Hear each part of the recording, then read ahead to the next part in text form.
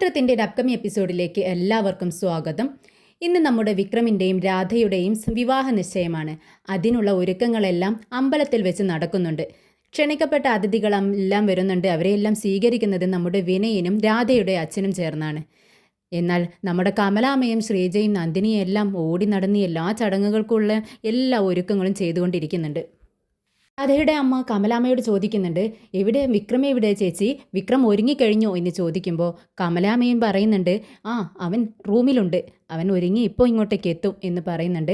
കമലാമ്മയും ചോദിക്കുന്നുണ്ട്, എവിടെ രാധ, രാധയുടെ ഡ്രസ്സൊക്കെ മാറ്റിയോ, അണിഞ്ഞൊരുങ്ങിയോ ചോദിക്കുമ്പോൾ രാധയുടെ അമ്മ പറയുന്നുണ്ട്, അവളും ഒരുങ്ങിക്കൊണ്ടിരിക്കുന്നു ചേച്ചി, അത് കഴിഞ്ഞ ഉടനെ തന്നെ ഇങ്ങോട്ടേക്ക് വരും എന്ന് പറയുന്നുണ്ട്.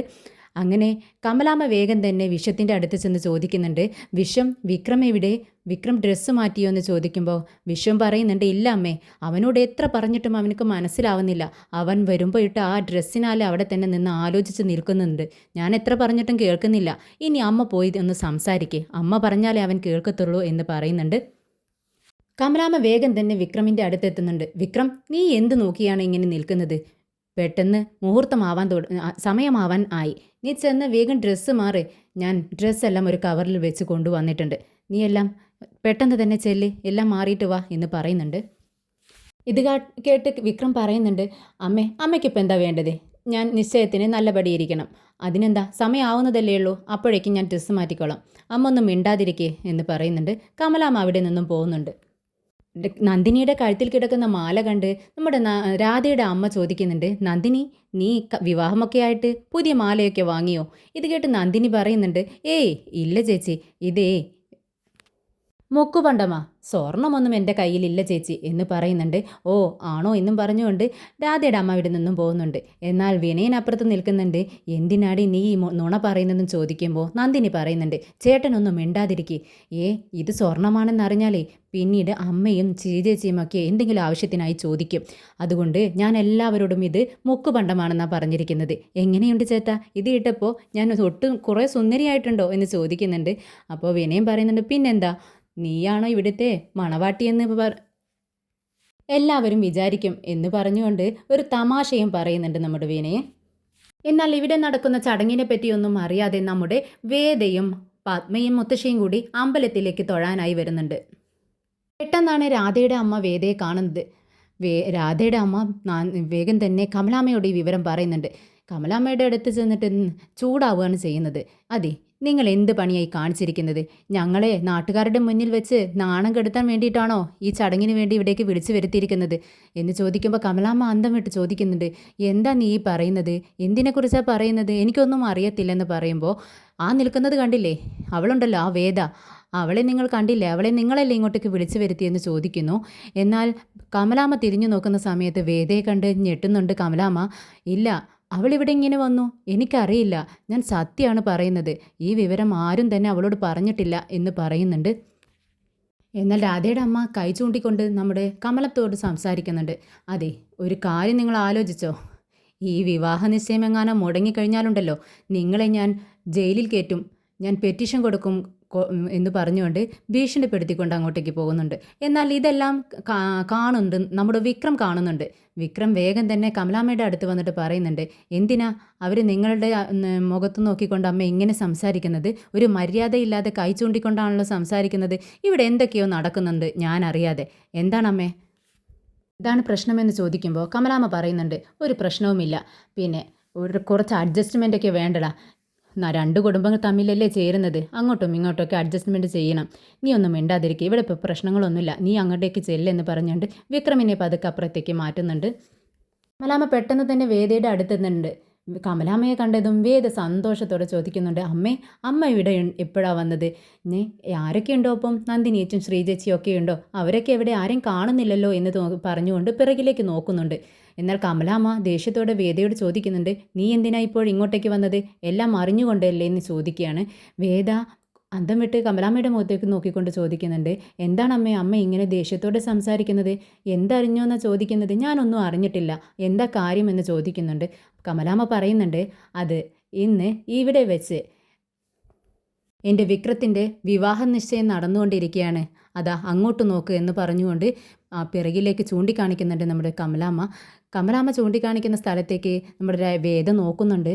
വേദയാണ് പെട്ടെന്ന് ആ കാഴ്ച കണ്ട് തുറിച്ചു നോക്കിക്കൊണ്ട് നിൽക്കുന്നുണ്ട്. നമ്മുടെ വിക്രം കഴുത്തിൽ മാലയണിഞ്ഞിരിക്കുന്നു.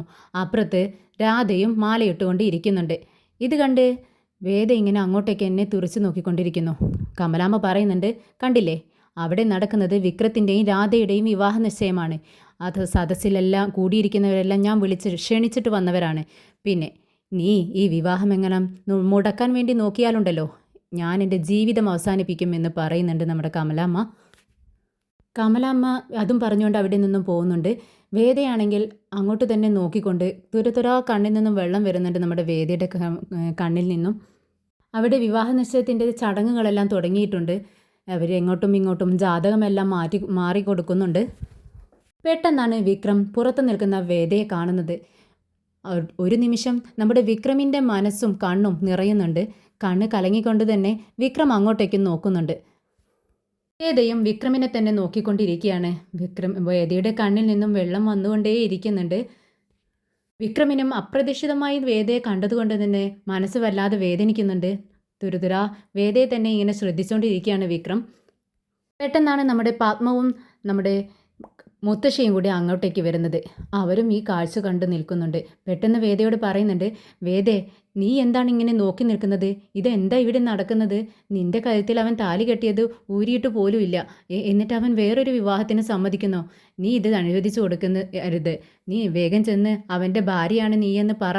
അങ്ങോട്ടേക്ക് ചെല്ലു മോളെ എന്ന് പറയുമ്പോൾ വേദ പറയുന്നുണ്ട്, ഇല്ല അമ്മേ, ഞാനെല്ലാം അവസാനിപ്പിച്ചിട്ടല്ലേ, അവിടുന്ന് എഴുതി കൊടുത്തിട്ടല്ലേ ഞാൻ ഇങ്ങോട്ടേക്ക് വന്നത്. ഇനി അവരെന്താന്ന് വെച്ചാൽ അവരുടെ ഇഷ്ടം പോലെ ചെയ്യട്ടെ. അമ്മ പ്ലീസ് അതിലൊന്നും ഇടപെടണ്ട, നമുക്ക് പോവാം എന്ന് പറയുന്നുണ്ട്. അങ്ങനെ വേദ കുറച്ചു നേരം കൂടി വിക്രമിനെ തന്നെ നോക്കിക്കൊണ്ട് അവിടെ നിന്നും പോകുന്നുണ്ട്. ചടങ്ങുകൾ കഴിഞ്ഞതും നന്ദിനി പെട്ടെന്ന് തന്നെ രാധയുടെ കൈ പിടിച്ച് വലിച്ച് മാറ്റി നിർത്തി സംസാരിക്കുന്നുണ്ട്. എടി രാധ, ഇവിടെ നടക്കുന്നത് എന്തെങ്കിലും നീ അറിയുന്നുണ്ടോ? എന്താ ചേച്ചി, എന്താ പ്രശ്നം എന്ന് രാധ ചോദിക്കുന്നുണ്ട്. അതെ, നീ കണ്ടോ, ഇവിടെ ആ വേദ വന്നിട്ടുണ്ടായിരുന്നു. ഇത് കേൾക്കുന്ന രാധ ഞെട്ടുന്നുണ്ട്. എന്ത്, വേദ ഇവിടെ വന്നിരുന്നോ? ഞാൻ കണ്ടില്ലല്ലോ. അപ്പോൾ നന്ദിനി പറയുന്നുണ്ട്, നീയേ കണ്ടിട്ടില്ലായുള്ളൂ, ഇവിടെ മറ്റുള്ളവരെല്ലാം കണ്ടു, ഞാൻ കണ്ടിട്ടുണ്ടായിരുന്നു. പിന്നെ നമ്മുടെ അമ്മയും കണ്ടു. എന്തിനു പറയുന്നു? നിന്നെ കെട്ടാൻ പോകുന്നുണ്ടല്ലോ ആ വിക്രം, അവനും കണ്ടു അവളെ. എല്ലാം എനിക്ക് മനസ്സിലായി, നീ മാത്രമേ ഇതൊന്നും അറിയാത്തതുള്ളൂ എന്ന് പറയുന്നുണ്ട്. പിന്നീട് നന്ദിനി പറയുന്നുണ്ട്, അതെ, ഇവളിവിടെ വരാൻ കാരണം എന്താണെന്ന് അറിയാവോ? നമ്മുടെ ശ്രീചേച്ചിയാണ്. ഇതിനെല്ലാം കാരണക്കാർ ശ്രീചേച്ചിയാണ്. ശ്രീചേച്ചി അവളുടെ അടുത്ത് വിളിച്ച് പറഞ്ഞതായിരിക്കും അവൾക്ക് നീയും വിക്രമും തമ്മിലുള്ള വിവാഹം നടക്കുന്നത് ഒട്ടും ഇഷ്ടമല്ല. അതിനുള്ള പാര വയ്ക്കുകയാണ് ശ്രീചേച്ചി. നീ ഓർത്തിരുന്നോ, എല്ലാം കുളമാക്കും എന്ന് പറയുന്നുണ്ട്. ഇത് കേട്ടുകൊണ്ട് ദേഷ്യത്തോടെ രാധ നമ്മുടെ ശ്രീചേച്ചിയുടെ അടുത്ത് ചെല്ലുന്നുണ്ട്. എന്നിട്ട് പറയുന്നുണ്ട്, ശ്രീചേച്ചി, എത്രയോ കാത്തിരുന്ന് എനിക്ക് കിട്ടിയ എൻ്റെ ഭാഗ്യമാണ് വിക്രം. ദയവ് ചെയ്ത് ചേച്ചി എൻ്റെ ജീവിതം നശിപ്പിക്കരുതെന്ന് പറയുന്നുണ്ട്. എന്നാൽ ശ്രീജയ്ക്ക് ഒന്നും മനസ്സിലാവുന്നില്ല. അവൾ അന്തം വിട്ട് പറയുന്നുണ്ട്, എന്താ രാധ നീ പറയുന്നത്, എനിക്കൊന്നും മനസ്സിലാവുന്നില്ല. അപ്പോൾ രാധ പറയുന്നുണ്ട്, ചേച്ചിയല്ലേ ആ വേദയെ വിളിച്ച് ഇങ്ങോട്ടേക്ക് വരാൻ പറഞ്ഞത്, അവൾ വന്നിട്ടുണ്ടായിരുന്നു. ഇത് കേൾക്കുന്ന ശ്രീജ നാലുപുറം നോക്കിക്കൊണ്ട് ചോദിക്കുന്നുണ്ട്, വേദ ഇവിടെ വന്നിരുന്നോ? എന്നിട്ട് അവളെവിടെ? ഇത് കേൾക്കുന്ന രാധ പറയുന്നുണ്ട്, അവളിവിടെ വന്നിട്ട് പോയി. നിങ്ങൾ പറഞ്ഞിട്ടല്ലേ അവളിവിടെ വന്നത്, അല്ലാതെ ഈ ചടങ്ങിനെ പറ്റി അവൾ എങ്ങനെ അറിഞ്ഞു? ഇത് എന്തായാലും ചേച്ചിക്ക് എന്നെ ഇഷ്ടമല്ലെന്നറിയാം. പ്ലീസ്, ഞങ്ങൾ എങ്ങനെയെങ്കിലും ജീവിച്ചു പോയിക്കോട്ടെ ചേച്ചി. ഞാൻ കാത്തിരുന്നിട്ടാണ് ഇപ്പോൾ ഈ മുഹൂർത്തത്തിലേക്ക് എത്തിയിരിക്കുന്നത്. ഇത് ദയവ് ചെയ്ത് നശിപ്പിക്കരുതെന്ന് പറയുന്നുണ്ട്. ഇത് കേട്ട് ശ്രീജ പറയുന്നുണ്ട്, രാധേ, നീയൊന്ന് ആലോചിച്ച് നോക്ക്, നമ്മുടെ വേദ ഇപ്പോഴും വിക്രമിൻ്റെ ഭാര്യയാണ്. അവളിവിടെ ഒരു എഴുതി കൊടുത്തിട്ട് പോയി എന്ന് വെച്ചിട്ട് അവൾ അവൻ്റെ ഭാര്യയല്ലാതെ ആയിരിക്കില്ല. അവളുടെ കഴുത്തിൽ ഇപ്പോഴും അവൻ കെട്ടിയ താലി കിടക്കുന്നുണ്ട്. അവൻ അവളെ ഭീഷണിപ്പെടുത്തിയിട്ടാണ് വീട്ടിൽ നിന്നും ഇറക്കി വിട്ടത്. പക്ഷെ അവളുടെ മനസ്സിൽ ഇപ്പോഴും വിക്രം ആണ് അവളുടെ ഭർത്താവ്. പിന്നെ അവൾ സമ്മതിച്ചിട്ട് നീ ഒരു അവളുടെ സമ്മതത്തോടെ നിങ്ങളുടെ വിവാഹം നടക്കുകയാണെങ്കിൽ എനിക്കിതിൽ സന്തോഷമേ ഉള്ളൂ. അല്ലാത്ത പക്ഷം രാധേ, നീനൊക്കെ ഒരിക്കലും ഇത് നന്നാവത്തില്ല കേട്ടോ. ഈ വിവാഹം വിക്രമിൻ്റെ മനസ്സിൽ പോലും നീ ഉണ്ടായിരിക്കില്ല. നീ ആലോചിച്ചിട്ട് വേണം ഈ വിവാഹത്തിന് സമ്മതിക്കാനെന്ന് നമ്മുടെ ശ്രീജ പറയുന്നുണ്ട്. ഇത് കേട്ടുകൊണ്ട് രാധ കരയുന്നുണ്ട്. എന്നിട്ട് പറയുന്നുണ്ട്, ശ്രീജച്ചി, എന്താണ് ഈ പറയുന്നത്? എനിക്കറിയാം എന്ത് ചെയ്യണമെന്ന്. ഞാൻ എൻ്റെ വിക്രമിനെ മാറ്റിയെടുത്തോളാം. വിക്രമൻ സ്വന്തം ഇഷ്ടപ്രകാരമല്ലേ അവളോട് ഈ വീട്ടിൽ നിന്നും ഇറങ്ങിപ്പോവാൻ പറഞ്ഞത്. ഇനി ഒരിക്കലും അവൻ്റെ മനസ്സിൽ അവൾ ഉണ്ടായിരിക്കത്തില്ല. ഇനി ഞാൻ മാത്രമേ ഉണ്ടാവൂ. അവളെക്കാൾ ഇഷ്ടം എന്താ വന്നാലും വിക്രമിനി എന്നെ തന്നെയാണ്, അതെനിക്കറിയാം എന്ന് പറഞ്ഞുകൊണ്ട് രാധ അവിടെ നിന്നും പോകുന്നുണ്ട്. വേദ വീട്ടിലെത്തിയതും വിക്രമിൻ്റെ ഫോട്ടോയിൽ നോക്കിക്കൊണ്ട് സംസാരിക്കുന്നുണ്ട്. വിക്രം, നീ എന്തിനാണ് എന്നെ ഇങ്ങനെ വേദനിപ്പിക്കുന്നത്? കരഞ്ഞ് കരഞ്ഞ് എനിക്കിപ്പോൾ കരയാൻ കണ്ണിൽ കണ്ണുനീരില്ല. നിന്നെ ഞാൻ എത്ര ഇഷ്ടപ്പെടുന്നുണ്ടെന്ന് നിനക്കറിയാവോ? ഏത് സമയത്താണ് നിന്നെ ഞാൻ സ്നേഹിച്ചു തുടങ്ങിയത് എനിക്ക് പോലും അറിയത്തില്ല. എന്തായാലും ഞാൻ തോറ്റുപോയി വിക്രം. നിന്റെ മുന്നേ ഞാൻ തോറ്റിരിക്കുന്നു. നീ എന്നെ തോൽപ്പിച്ചിരിക്കുന്നു. ഇനി ഞാൻ എന്ത് ചെയ്യണമെന്ന് എനിക്കറിയുന്നില്ല. എന്തായാലും അമ്പലത്തിൽ വെച്ച് നീ എന്നെ കണ്ട സമയത്ത് നിന്റെ കണ്ണിലൂടെ കടന്നുപോയ ഓരോ ഭാവങ്ങളും ഞാൻ ശ്രദ്ധിച്ചിരുന്നു. എനിക്ക് മനസ്സിലായി നിന്റെ മനസ്സിലും ഞാൻ എന്തൊക്കെയോ ആയിട്ടുണ്ടെന്ന്. എന്നെക്കുറിച്ച് എന്തൊക്കെയോ